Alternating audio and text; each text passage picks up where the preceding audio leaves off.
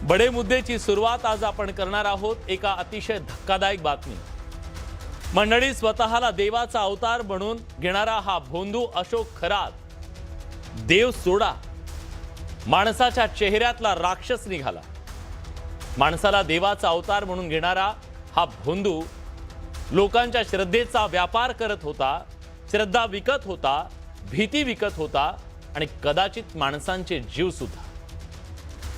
न्यायालयात सरकारी वकिलांनी सांगितलेले शब्द अजूनही कानात घुमतायत। या नराधमानं 5 जणांचा नरबळी दिला असू शकतो हे ऐकलं तेव्हा अंगावर काटा आला। हा माणूस फक्त वासनांध होता का? नाही, त्याहूनही भयानक एक थंड डोक्याचा क्रूर गुन्हेगार। आता एका पीडितेच्या तोंडून जे सगळं बाहेर येतंय, तपासातून आणखी किती आणि काय काय समोर येणार आहे देव जाणे। देवाचा अवतार म्हणून भीती दाखवून, आमिष दाखवून चिंचोके लाखाला विकले ने। काहीशे रुपयांचा साधा मध एल्विश मध म्हणून 9 लाख रुपये किलोनं त्यानं विकला। लोकांना चमत्कार दाखवायला रिमोट कंट्रोलनं त्यानं एक नाग नाचवला, गारुड्याचा खेळ केला। त्याच्या रिमोटवर एकीकडे नाग आणि दुसरीकडे बडे बडे नेते, अधिकारी, सेलिब्रिटी, उद्योजक आणि सामान्य लोक नाचत होते। बेधुंद होऊन त्याच्या पायावर लोटांगण घेत होते। डोकं बधीर झाले ना। देव बनून त्यानं निष्पापांचे बळी घेतले असतील तर हे अतिशय गंभीर आहे, मानवतेला काळीमा फासणार आहे।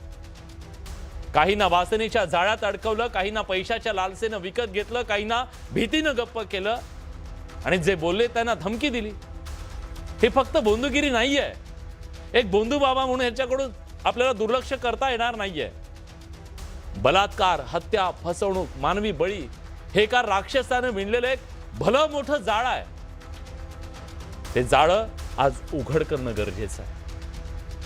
त्याचे सगळे कारनामे, सगळे साथीदार, सगळे पैशाचे स्रोत, सगळ्या त्याच्या पीडितांच्या कहाण्या एक एक करून सगळं समोर येणं गरजेचं आहे। आणि हे सगळं चौकशीतून समोर येईल। त्याच्या टोळीतल्या सगळ्यांना पकडणं गरजेचं आहे, जे आजही वाचण्यासाठी कदाचित धडपडत असतील, लपून बसलेले असतील, दबा धरून बसलेले असतील। या राक्षसाला फासावर लटकवणं ही काळाची गरज आहे, कारण ही सामान्य माणसाची भावना आहे। आज तो असंतोष कोर्टाच्या बाहेर दिसत होता सामान्य माणसाचा, कारण त्यानं विश्वासघात केला लोकांच्या श्रद्धेचा आणि भावनेचा। आज महाराष्ट्राला हे कळून चुकलं, हा देवाचा अवतार नाही हो, हा एका नरकाचा राजा होता।